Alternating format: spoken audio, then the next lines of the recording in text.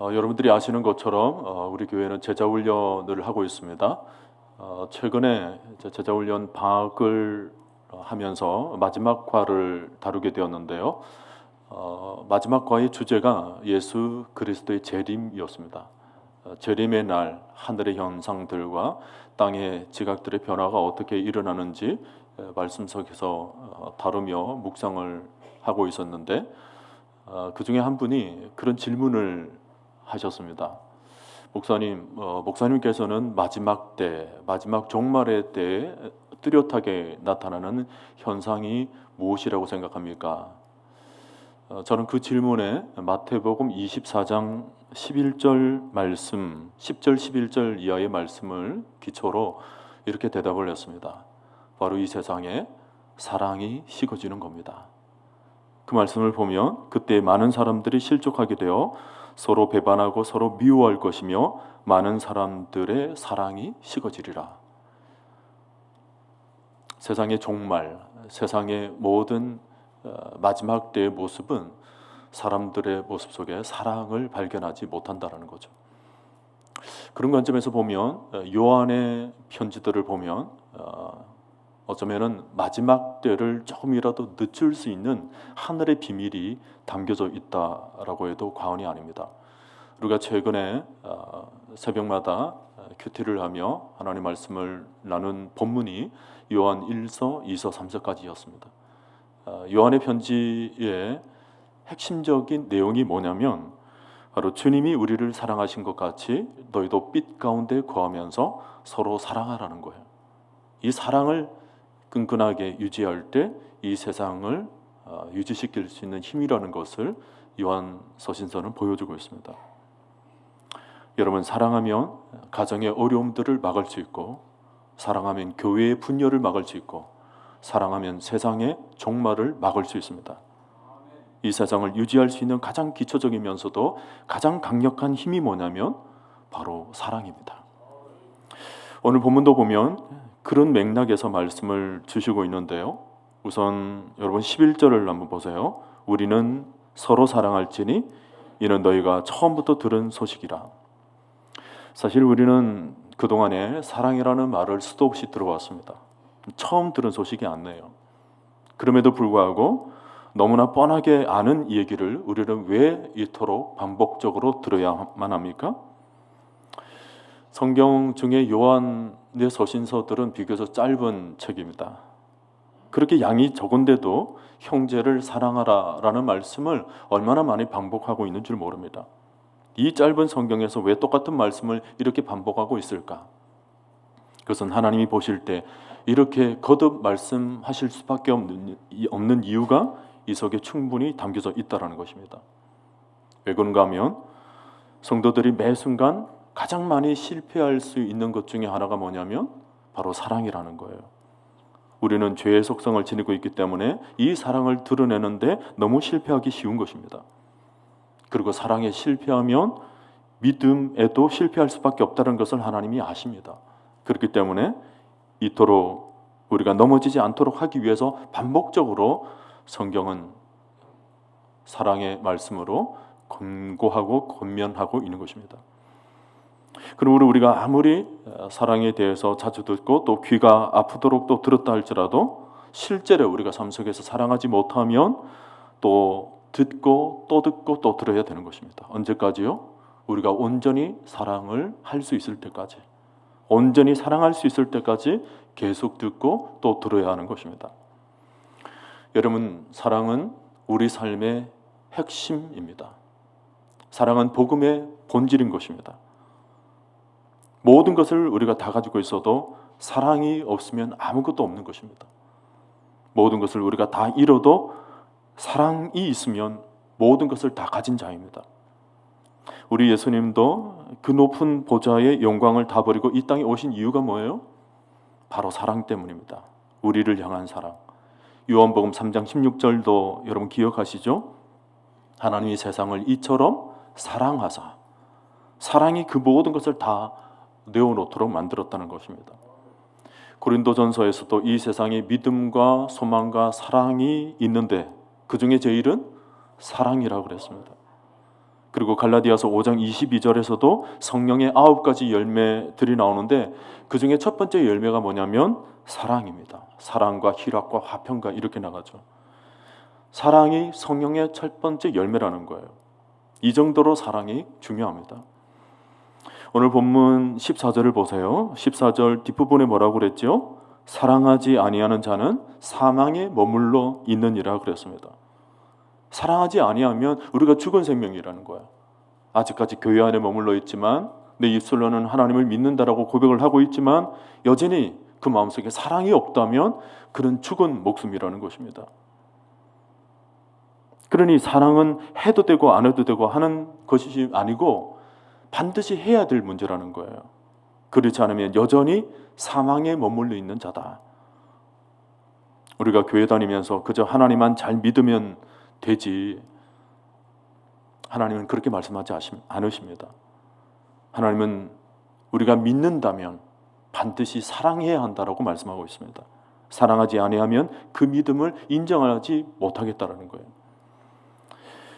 오늘 본문으로 우리가 읽지는 않았습니다만은 좀 내려가서 23절을 한번 보세요. 23절 그의 계명은 이렇게 나오죠. 그러니까 하나님께서 명령하시는 것이 나오는데 두 가지입니다. 첫째는 그 아들 예수 그리스도의 이름을 뭐 하는 것입니까? 믿는 것입니다. 그리고 하나님이 우리에게 명령하는 첫 번째 계명은 믿음이라는 거예요. 그 다음에 두 번째로 뭡니까? 그가 우리에게 주신 계명대로 뭐예요? 서로 사랑할 것이니라 그랬습니다. 한마디로 너희가 믿음 생활을 하고 있느냐? 그러면 사랑하는 생활을 하라. 그렇게 말씀하고 있는 것입니다. 또 오늘 본문 뒷장인 요한 1서 4장 20절 말씀을 한번 봅니다. 누구든지 하나님을 사랑하노라 하고 그 형제를 미워하면 이는 거짓말하는 자니 다 같이 보는 바 그 형제를 사랑하지 아니하는 자는 보지 못하는 바 하나님을 사랑할 수 없느니라. 여러분 얼마나 우리를 긴장하게 하는 말씀입니까? 교회 와서 하나님만 사랑해요 라고 그러고 그 마음속에는 형제를 미워하고 사람을 미워하는 마음이 있다면 하나님을 사랑해요 라는 말이 거짓말이라는 것입니다. 예배를 드리면서도 사람을 사랑하지 않는 마음을 가지고 하나님 옆에 나와서 하나님 사랑해요 라고 말하지 말라는 거예요. 여러분 구원은 믿음이 조건입니다. 구원의 조건이 믿음이죠. 그런데 그 믿음의 열매는 바로 사랑인 것입니다. 우리가 구원받기를 원하면 잘 믿어야 하죠. 그런데 그 구원을 확실히 보장할 수 있는 믿음이 뭐냐? 반드시 사랑이라는 열매를 가져야 한다는 것입니다. 만일 믿노라 하고 사랑하지 않으면 그 믿음은 껍데기 믿음에 불과하다는 거예요. 그러니 우리가 어떻게 이 사랑의 문제를 진지하게 다루지 않을 수가 있겠습니까? 오늘날 한국교회가 예수의 맛을 잃어버린 원인이 어디에 있을까요? 지금까지 우리는 믿기만 하면 된다, 잘 믿으면 그만이다, 이렇게 믿음만 너무 강조를 해왔지 그것과 똑같은 가치를 지니고 있는 이 사랑을 충분히 강조하지 못했던 것입니다. 여러분 오늘 우리가 이 말씀 앞에 좀 긴장해야 되겠습니다. 여러분에게 믿음이 있습니까? 사랑도 충만하시기를 바랍니다. 하나님께 예배 잘 드리고 싶은 마음이 있으십니까? 하나님을 닮은 사랑의 마음도 여러분 가슴에 충만히 채울 수 있기를 바랍니다. 성경에서 사랑에 관한 말씀을 하실 때 어느 정도 수준으로 얘기를 하실까요? 오늘 본문을 보면 좀 특별하죠? 하나님이 사랑을 얘기하시는데 하나님이 말씀하시는 사랑이 우리가 일반적으로 알고 있는 사랑과는 성격이 좀 다르다는 것을 발견합니다. 흔히 세상에서 말하는 그런 사랑을 하라고 한다면 우리는 뭐 그렇게 사랑이라는 말을 계속 들을 필요가 없을지도 모릅니다. 그렇겠죠? 가족이니까 사랑한다. 그거 우리 모두 다 하는 것 아닙니까? 가까우니까 서로 사랑한다. 얼마든지 할 수 있습니다. 또 주고받는 것이 있으니까 서로 사랑한다. 세상에서 그런 사랑 안 하는 사람이 어디 있습니까? 그 정도 사랑이라고 한다면 뭐 구태여 반복적으로 성경에서 사랑하라는 말을 이렇게 많이 기록할 필요가 없을 겁니다. 또 그저 다른 사람에 대해서 미워하지 않고 서로 해치지 않는 범위 내에서 지내고 있는 것을 사랑이라고 말을 한다면 그렇게 사는 것, 그렇게 마음에 부담이 없어요. 그 정도야 누구나 다 하고 있는 것 아닙니까?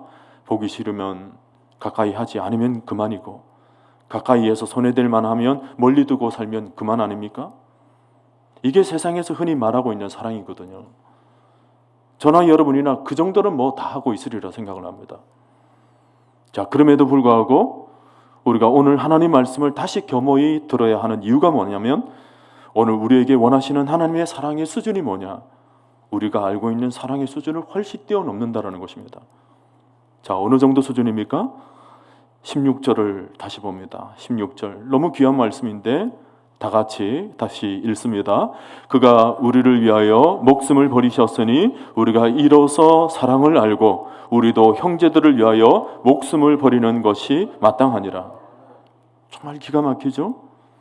하나님께서 우리에게 원하시는 사랑은 예수님이 십자가에서 죽으심으로 보여주신 그 사랑을 말씀을 하십니다.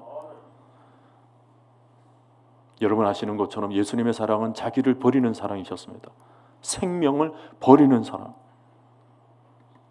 그리고는 이 사랑이 얼마나 독특한 사랑인가를 좀 더 확실하게 보여주기 위해서 12절을 보면 예수님의 사랑과는 너무 대조적으로 가인의 얘기를 들려주세요.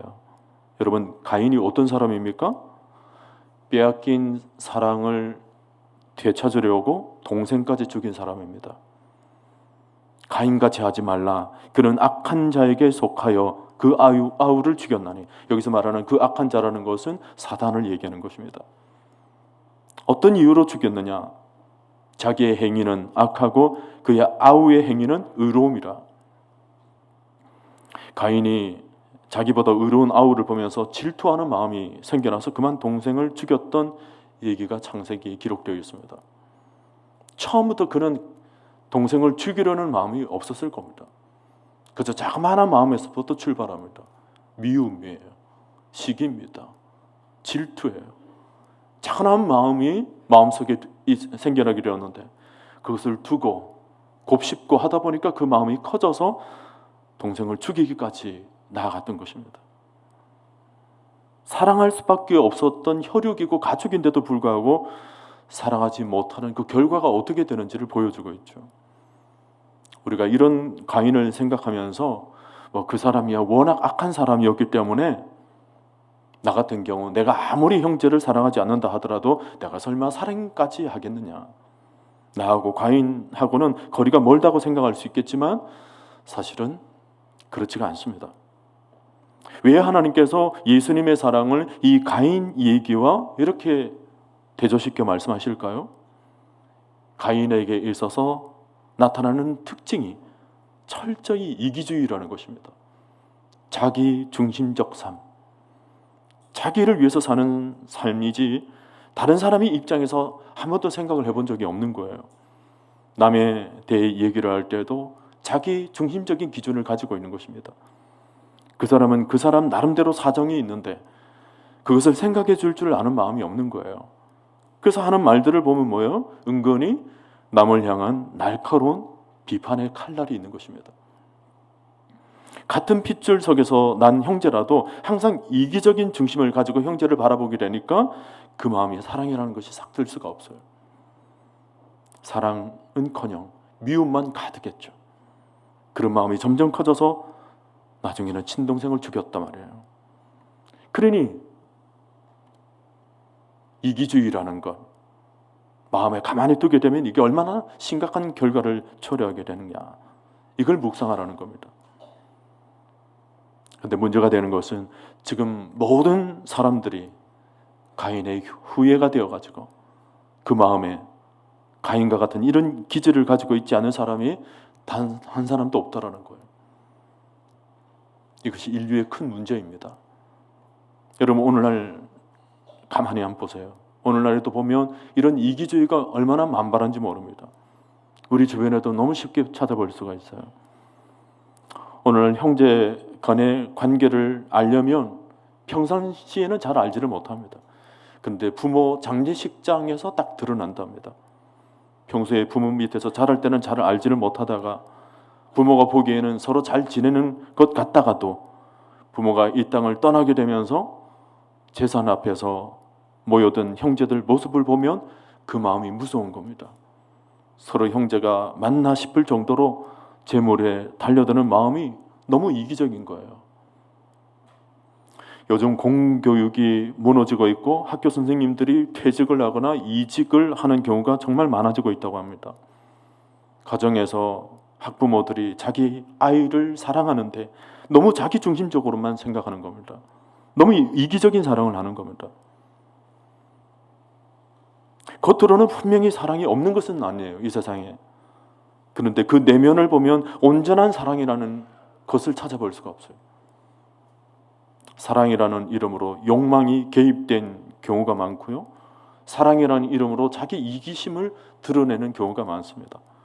사랑이라는 이름으로 오히려 가슴에 아픔을 주고, 사랑이라는 말마디로 오히려 상처를 주는 이들이 의외로 많다는 것입니다. 여러분, 사람들이 왜 고통을 합니까?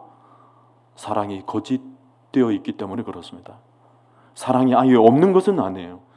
그런데 거짓 사랑 때문에, 오염된 사랑 때문에 결국 아파하고 고통당하는 것입니다. 그러니 이 세상을 살릴 수 있는 것이 뭐냐? 이 세상에 나와 있는 그런 불완전한 사랑으로는 안 된다는 것입니다. 사랑이 세상에서 생겨났다가 사라지고, 이럴 때는 사랑하고 저럴 때는 미워하고, 그런 정도의 수준을 가지고는 이 세상을 온전히 치료할 수 없다는 것입니다. 우리의 사랑은 철저히 사랑의 표본이 되신 우리 예수 그리스도의 십자가 사랑을 제대로 닮아야 한다는 것입니다. 여러분, 오늘 말씀에서 가인과 예수님을 정확하게 여러분 비교를 해놓으세요. 그 내용을 한마디로 요약하면 이렇습니다. 가인은 자기를 위하여 형제를 죽였습니다. 그렇죠? 근데 예수님은 형제를 위하여 자기를 죽였습니다. 이것이 큰 차이점입니다. 다시요. 가인은 뭐예요? 자기를 위하여 형제를 죽였어요. 예수님의 형제를 위하여 자기를 죽였습니다. 자, 이 두 모델을 보여주시고 하나님은 우리에게 어떤 사랑을 요구하고 계십니까? 가인처럼 하지 말고 예수님처럼 사랑하라는 것입니다. 우리 예수님의 사랑은 자기 희생의 사랑이에요. 남을 위해서, 이웃을 위해서, 형제를 위해서 자기를 죽입니다. 자기를 철저히 낮추십니다.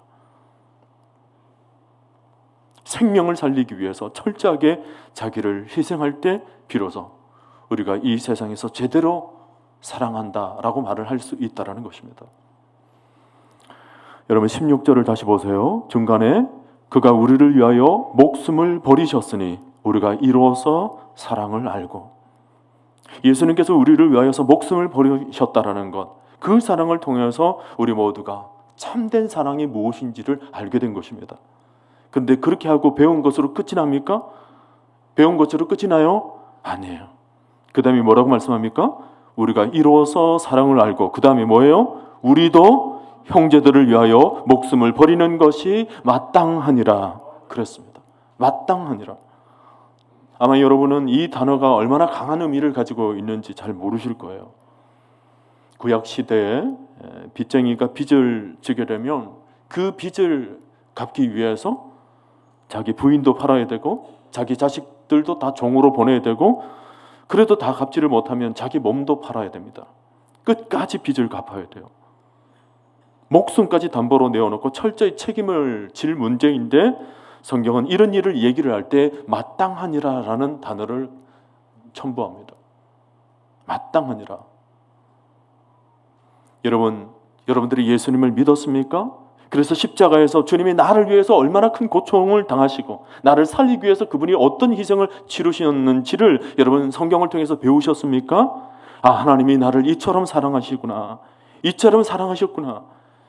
그 사실을 알았다면, 그 사실 믿는다면 그 다음이 뭐예요?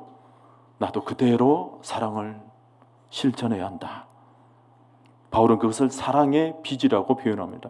너도 그대로 사랑을 갚아라. 어떻게 해요? 자기 희생을 통해서 실천하라. 그렇게 하는 것이 100번 죽어도 마땅하니라 하는 얘기입니다. 자, 여러분, 오늘 말씀을 보시면서 여러분 어떻게 하시겠습니까? 그가 우리를 위하여 목숨을 버리셨으니 우리가 이로써 사랑을 알고 우리도 형제들을 위하여 목숨을 버리는 것이 마땅하니라. 이것은 분명히 우리가 도달하기에는 너무 높고 우리가 직접 행하기에는 너무 어려운 말씀이에요. 그러나 하나님께서 분명히 선명하게 우리들에게 오늘 들려주시는 말씀입니다. 인간이 아무리 이 말씀에 순종할 힘을 잃었다 하더라도 하나님은 여전히 인간 피조물에게 당연히 요구하시는 하나님의 진리의 말씀인 것입니다. 자, 우리가 이런 말씀을 어떻게 대할까요? 지키기 어렵다고 그냥 이 말씀을 무시해 버릴까요? 아니면 그냥 아예 못 들은 채 해버릴까요? 이 말씀도 분명히 하나님께서 주신 말씀일진데 여러분은 이 말씀 앞에 무엇을 적용하고 무엇을 결단하시겠습니까? 지금까지 사람들이 잘못 생각해 온 것이 있습니다. 하나님의 말씀을 있는 그대로 온전한 삶을 살게 된다는 것은 나중에 천국에 들어가서야 생각할 문제인 거고, 이 세상에 있는 동안에는 하나님을 닮아서 하나님 말씀처럼 그대로 살아내는 것, 이것은 있을 수 없다. 그냥 적당히 내가 할 수 있는 수준만큼만 하면 된다. 그렇게 생각을 해온 겁니다. 그래서 늘 핑계를 대죠. 마음은 원이로되 육신이 연약하여. 늘 그것을 내세워요. 내가 부족한데, 내가 연약한데, 그래서 하나님 앞에 조금만 성의만 보이면 되지, 그 말씀 그대로 따라갈 필요가 뭐가 있느냐, 뭐 이런 식으로 우리가 태연하게 반응을 하고 그냥 있는 모습 이대로 그냥 지내다가 그냥 천국에 올라갈 생각만 하고 있습니다. 마치 이렇게 살다가 가는 것이 인생의 전부인 양 생각을 하는 거예요. 하나님께서 우리를 부르시고 우리를 이끌어내시는 모든 모습이 그냥 예수 잘 믿고 천국만 들어가면 된다고 생각하는 그런 모습을 지니고 있는 거죠. 우리 자신을 얼만큼 깎아내고 다듬어내고 모난 부분을 처절하게 깎아내면서까지 우리가 어떤 형상으로 만들어가야 되는지에 대해서는 그렇게 막연하게 생각하는 거예요. 자, 그래 놓으니 오늘날 한국 교회의 모습을 보세요. 이 세상 사람들이 예수님의 사랑이 어떠한 사랑인지 도무지 확인할 길이 없습니다. 예수 믿는 사람들이 하나같이 보여주시는 모습이 예수님의 사랑이 아닌 거예요. 다 자기 사랑이지. 자기 생각의 사랑이고 자기 기준의 사랑이고. 그러니 예수를 믿으나 안 믿으나 세상 사람들하고 똑같은 겁니다. 그러니 오늘날 한국 교회를 보세요. 얼마나 약해져 있는지. 여러분 반드시 기억하세요. 우리 주님이 원하시는 사랑의 수준은 예수님을 쏙 빼닮은 예수 그리스도의 사랑인 것입니다. 하나님이 원수를 사랑하셨습니까? 우리도 원수를 사랑해야 하는 것입니다. 누가 오리를 가져가든 심려도 가져야 되는 것이고, 원수가 굶주리는 것을 보면 먹을 것 갖다 줘야 되는 것이고, 그가 목마르는 것을 보면 마실 물을 줘야 되는 것입니다. 주님이 우리를 살리기 위해서 자기를 버리셨습니까? 우리도 우리 형제를 살리기 위해서 우리 자아를, 우리 자신의 모든 생각, 우리 자신의 모든 감정까지 다 버릴 각오가 되어 있어야 되는 것입니다. 그래야 우리가 예수를 제대로 믿는 사람들이에요. 자, 이런 삶, 우리 타락한 본성으로는 도저히 생각할 수도 없는 그런 일임에는 틀림없어 보입니다. 우리가 어떻게 이런 높은 사랑의 수준을 이룰 수가 있겠습니까? 주님은 주님이신지라 하신 말씀이시지만 죄로 오염되어 있고 타락한 본성이 그대로 내 속에 남겨져 있는 우리에게는 너무나도 거리가 먼 말씀입니다. 입으로는, 겉으로는 말을 할 수는 있죠. 하나님께서 자기처럼 사랑하라 그랬으니까 나도 실천은 해야지. 내가 하나님의 아들이라면, 하나님의 자녀라면 적어도 하나님이 하시는 것을 흉내라도 내봐야지. 뭐 입으로는 얼마든지 말할 수 있는 일이지만 이것을 실제로 내 삶 속에서 어떻게 실천하며 적용할 수 있을까? 자, 이 시점에서 우리에게 필요한 것은 성령님의 도우심입니다. 우리 힘으로는 도저히 행할 수가 없어요. 이런 우리에게 성령의 강력한 도우심이 필요한 것입니다. 사실 지금까지 우리의 모든 신앙의 여정들은 사실은 내가 내 힘으로 걸어온 삶이 아니고 성령님의 도우심이었습니다. 아마 내 힘으로 걷는 신앙의 여정이었다면 우리 중에도 많은 사람들이 이미 예수를 떠났는지도 모릅니다. 근데 하나님께서 성령님을 통하여서 우리를 붙잡고 계시는 거예요. 그리고 우리의 강력한 힘을 날마다 부어주고 계십니다. 우리는 늘 옛사람으로 살아갈 수밖에 없는 그런 연약한 사람들이지만 성령께서 때마다 감동을 주시고 말씀을 주시고 찬송을 주시고 말할 수 없는 탄식으로 기도를 도와주셔서 우리가 그래도 어제보다는 오늘, 오늘보다는 내일 하나님을 닮아가고 하나님께 더 가까이 나아가고 있는 것입니다. 우리가 예수를 믿는다라는 것, 우리 안에 성령으로 말미암아 우리 안에는 하늘의 권능이 부어졌다라는 것입니다. 힘이 있다라는 거예요. 전에 내게 없는 힘입니다. 여러분, 우리 안에 성령님이 여러분 심령 가운데 부어져 있음을 믿으십니까? 우리 안에는 지금 성령님이 계세요. 나와 다른 또 다른 영이십니다. 이 영이 우리로 하여금 강력하게 이끌어가는 거예요. 내 자아로, 내 육체의 소욕으로는 도저히 이룰 수 없는 말씀드리고 이룰 수 없는 삶입니다. 근데 우리 안에 성령께서 점점 충만히 채워져 가는 것입니다. 하나님 말씀으로 채워져 가고 우리 안에 하나님의 영, 거룩한 영이 우리 심령을 점점 가득 채워가는 그런 믿음의 여정을 우리가 지금 걸어가고 있는 거예요. 그러면서 뭡니까? 우리 안에 성령께서 충만히 가득 채워지게 되면 도무지 내 생각으로, 내 의지로, 내 감정으로는 할 수 없는 것들을 우리는 하게 되는 것입니다. 성령님의 도우심으로. 여러분, 손영원 목사님 다 아시죠? 사랑하는 두 아들을 총살한 원수를 데려다가 양아들로 삼으신 분이십니다. 어떻게 그런 사랑을 실천할 수 있을까? 원수를 그냥 사랑하는 일도 쉽지가 않은데 그런 원수를 자기 가정에 데려다가 양아들로 삼는다라는 것, 이게 보통 일입니까? 처음 양자로 삼겠다라고 말을 했을 때 중학생밖에 안 되던 그 어린 딸이 대성통곡을 합니다. 어떻게 그러실 수가 있냐고. 어떻게 오빠를 죽인 그런 사람을 우리 가정에 들일 수 있냐고. 어떻게 아들 삼을 수 있냐고. 가족들의 울음을 보면서 손 목사님 마음도 결코 쉽지가 않았을 겁니다. 근데 그분의 회고록을 보면 나의 힘으로는 할 수 없는 일이었다. 원수를 아들로 삼는 일, 혈육을 생각하면 내가 죽어서 천국에 가서 무릎 꿇고 사죄를 해야 할 일이었다. 그렇겠죠? 나중에 천국에 올라가서 아들들에게 무슨 말을 할까? 그런데 그럼에도 불구하고 손 목사님은 마지막 사형장으로 끌려가는 그 원수를 데려다가 자기의 양자로 삼으십니다. 그리고는 그분의 회고록은 이렇게 마무리를 짓습니다. 이것은 내가 한 것이 아니고 성령께서 하신 일이다. 여러분, 형제를 위하여 목숨까지 버리는 일, 우리 힘으로 하는 것 아닙니다. 도저히 우리의 이성으로는 불가능하죠. 그러나 성령님이 도와주시면 그 일도 하게 되는 것입니다. 인간의 본능을 뛰어넘어서 인간의 감정을 완전히 뒤집어 놓는 완전한 하나님의 사랑을 우리 안에 충만히 채워나가게 될 때 그 사랑도 가능하다는 것입니다. 여러분, 하나님은 우리 한 사람 한 사람에게 믿음의 로드맵을 가지고 있습니다. 지금 현재의 모습을 바라보게 되면 저마다 다 연약하고 부족한 모습이죠.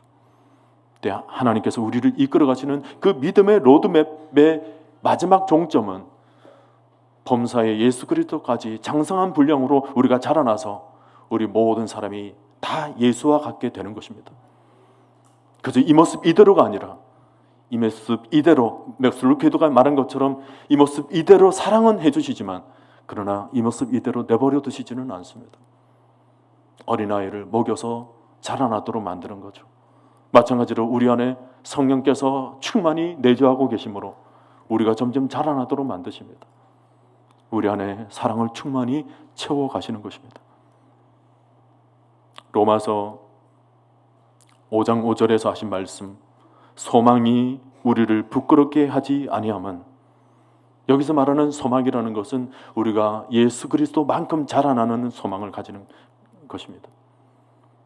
우리 모두가 다 의의 성화의 옷을 입는 거죠. 그 소망이 우리를 부끄럽게 하지 아니함은, 사실 우리 힘으로 그 목표까지 도달하라 말씀을 하시면 우리는 부끄러울 거예요. 오늘의 삶의 모습을 바라봐서도 우리는 부끄러워서 감히 그런 소망을 가진다는 것조차도 너무나도 하나님 앞에 우리 마음이 허물어질 겁니다. 근데 오늘 말씀이 뭐예요? 소망이 우리를 부끄럽게 하지 아니함은, 그 다음 말씀, 우리에게 주신 성령으로 말미암아 하나님의 사랑이 우리 마음에 부은 바 됨이니. 여러분 말씀을 자세히 보세요. 우리 안에 원래 있던 사랑이 아닙니다. 우리가 원래 천성적으로 가지고 있던 그런 사랑이 아니라는 거예요. 우리에게 주신 성령으로 말미암아 하나님의 사랑이 우리 마음에 부은 바 되었다고 그랬습니다. 그러면 우리 안에 또 다른 사랑이 우리 마음 가운데 채워져 가고 있는 것입니다. 하나님의 사랑이에요. 여러분 아까 찬송을 하셨죠? 하늘을 두루마리 잠고 바다를 먹물로 삼아도 다 기록할 수 없는 하나님의 사랑입니다. 내 자아를 바라보게 되면 자만한 시커먼 먹물과 같은 너무나도 추악한 죄악 덩어리이지만 이 자그마한 모습도 주의 바다에 담기게 되면 어떻습니까? 순식간에 사라지게 돼요. 먹물이 흔적도 없이 사라집니다. 주의 사랑이 너무 크기 때문에, 주의 사랑이 너무나도 끝없기 때문에 그 사랑을 우리 가슴속에 채우게 된다면, 그 끝없는 사랑을 우리 가슴속에 채우게 된다면 우리 심령이 우리의 사랑으로 살아가는 것이 아니죠. 하나님의 사랑으로 아주 충만해져 가는 것입니다. 그 사랑으로 세상을 바라보게 되면 세상이 달라져 보인다는 거예요. 그 사랑이 우리 가슴속에 가득 채우게 된다면 그야말로 우리 삶 속에서는 새로운 거듭남의 변화가 일어나는 것입니다. 오늘 우리가 그 사랑에 빠져야 되는 거예요. 내 안에 있던 연약한 사랑에 빠지는 것이 아니라 하나님의 아주 풍요로운, 아주 풍성한 사랑에 빠지는 것입니다. 그 사랑에 빠지게 되면 우리가 아마 정신을 차리지를 못할 거예요. 어떤 크레이지 러브라고 그러잖아요. 미칠 것 같은 사랑인 거예요. 나는 도저히 사랑할 수도 없는데 그분의 사랑 생각하면 전율이 흐를 정도로 그분의 사랑에 흠뻑 젖어들게 되면 사랑 안 할래야 안 할 수가 없는 거예요. 미워할래야 미워할 수도 없는 것입니다. 그분의 사랑이 너무 크기 때문에. 여러분 우리가 신앙이 자라난다는 것은 다른 게 아니에요. 내 안에 하나님의 사랑으로 충만히 채워지는 일입니다. 그래서 바울이 표현한 것이 뭐냐면 우리의 신앙이 그리스도 예수 안에서 뿌리를 박고 터가 굳어져서 능히 모든 성도와 함께 지식에 넘치는 그리스도의 사랑을 알고 그 너비와 길이와 높이가 깊이가 어떠함을 깨달아 가는 삶, 그것이 신앙이라는 것입니다. 그 사랑은 끝이 없어요. endless love. 여러분 오늘 여러분 심령 가운데 이 하나님의 사랑이 가득 채워지게 되기를 바랍니다. 그 사랑이 우리의 삶을 온전히 이끌어갈 수 있기를 바랍니다. 우리의 육체의 소유이 아니에요. 우리의 옛사람이 아닙니다. 내 안에 있는 또 다른 영, 성령에 의해서 온전히 내 삶이 장악되고 그 삶을 따라갈 수 있도록 우리의 자아와 우리의 감정과 우리의 판단과 우리의 생각을 다 그분 앞에 내려놓는 것입니다. 그리고 그분께서 순전히 우리의 삶을 이끌어 가시도록 우리가 순전한 마음으로 그분 앞에 순종의 삶으로 살아드리는 것입니다. 하나님의 사랑에 빠지면 이 세상에 어둠이 보이질 않아요. 세상 때문에 마음 아파하지 않습니다. 사람 때문에 힘들어하지 않습니다. 사람 때문에 낙심할 필요도 없어요. 왜냐하면 그분의 사랑이 너무 크기 때문에 초절한 인간의 사랑 몇 가지 받지 못했다고 해서 실망하거나 낙심하지 않습니다. 그분의 사랑을 가득 채우게 되면 그 사랑으로 세상을 바라보게 될 때 세상은 그래도 제법 살만한 것입니다. 하나님이 살아계시기 때문에 오직 마음을 다하고 뜻을 다하고 힘을 다하여 하나님을 우리가 신뢰하며 따라 살아드릴 때 우리 삶은 또 다른 생명의 삶이 펼쳐지게 될 줄로 믿습니다. 지금까지 우리에게 문제가 있다면 우리가 하나님을 닮아가는 이 거룩한 자녀라는 사실을 아직도 잘 모르고 있거나 아니면 알아도 그것을 너무 신중하게 받아들이지 못하고 있기 때문일 수도 있습니다. 지금까지 우리에게 문제가 되어 왔던 것은 성령 안에서 우리가 하나님 자녀다운 모습을 얼마나 만들어갈 수 있을까, 그 가능성에 대해서 우리가 신뢰하지를 못하거나 잘 알지를 못하는 거죠. 아니면 알아도 그것을 확신을 가지고 우리가 믿지 않고 있는 것입니다. 성령께서 날마다 우리를 거듭난 삶으로 예수 닮은 모습으로 만들어가고 있다는 사실에 대해서 우리에게는 확신이 없었던 것입니다. 그러나 오늘 이 시간 여러분 확신을 가질 수 있기를 바랍니다. 주의 말씀을 온전히 붙잡을 수 있기를 바랍니다. 하나님께서는 여러분들을 사랑하십니다. 그 사랑을 여러분 심령 가운데 지금 가득 채워가고 계시는 거죠. 그리고 우리도 성령께서 도와주시면 우리도 그분의 사랑을 예수의 향기로 드러낼 수가 있는 것입니다. 내게 능력 주시는 자 안에서 내가 모든 것을 할 수 있느니라. 스데반이 죽으면서 자기에게 돌을 던지는 사람들을 보고 이를 갈며 저주하지를 않았습니다. 오히려 하나님이여 이 사람들의 죄를 저들에게 돌리지 마옵소서. 끝까지 그들을 위하여서 축복하였습니다. 어떻게 죽어가면서까지 그들을 위하여서 기도할 수 있었을까? 성경을 자세히 보면 스데반에 대해서 이렇게 기록합니다. 스데반은 성령 충만한 사람이라. 성령 충만하니까, 성령이 우리의 모든 본성을 장악해버리니까 마음을 줄 수 있는 이웃이 되고 축복할 수 있는 이웃이 되고 원수에게 먹을 것을 안겨다 줄 수 있는 이웃이 될 수 있다는 것입니다. 여러분, 이것이 복음의 능력입니다. 이번 주 금요일에 우리 모든 성도님들이 주의전에 나와서 기도한 내용이 바로 이것입니다. 하나님, 우리 교회가 복음이 살아있는 교회 되게 하여 주시옵소서. 복음이 작동하는 교회 되게 하여 주셔서 주의 사랑이 흘러넘치는 교회 만들어가게 하여 주시옵소서. 오늘 여러분들도 아멘이시죠? 우리가 같이 기도해야 합니다. 주여, 두 손 들고 주의 은혜의 보좌 앞에 우리 모두가 겸손히 나아가오니 우리 모두에게 하나님께서 하나님의 사랑을 풍성히 나타내 볼 수 있는 신실한 백성들이 다 되게 하여 주시옵소서. 하나님처럼 사랑할 수 있도록 우리에게 성령이여 충만히 임재하여 주시옵소서. 성령께서 우리 마음 가운데 하나님의 사랑을 풍성히 깨닫게 해주실 때 우리가 사랑하는 삶을 살아가게 하게 될 줄로 믿습니다. 오늘 우리에게 성령이여 충만히 임하여 주시옵소서. 오늘 18절을 보면 자녀들아 우리가 말과 혀로만 사랑하지 말고 행함과 진실함으로 하자 그랬습니다. 요한이 초대교회 성도들에게 보내는 편지입니다. 말과 혀로 사랑하지 말고 행함과 진실함으로 하자. 어쩌면 요한이 보기에 초대교회 성도들이라 할지라도 그들에게는 말과 혀로만 사랑하는 모습이 있었던 것 같습니다. 겉모양만 사랑하는 것이 아니라 행함과 진실함으로 하자라는 거예요. 여러분, 오늘날 우리 시대에도 진실한 사랑이 사라지고 있는 시대입니다. 범죄 심리학자들이 그러는데 죄를 짓는 젊은이들에게 공통점이 있답니다. 그게 뭐냐면 하나같이 지금까지 살면서 제대로 된 사랑을 받아보지를 못했다라는 거예요. 사회 구석구석에서 정말 제대로 된 사랑을 한 번이라도 받아보지를 못하니까 세상에 대한 신뢰감을 잃어버린 것입니다. 오늘날 우울증 환자가 급증하고 있다고 그러죠. 우울증이 왜 생겨납니까?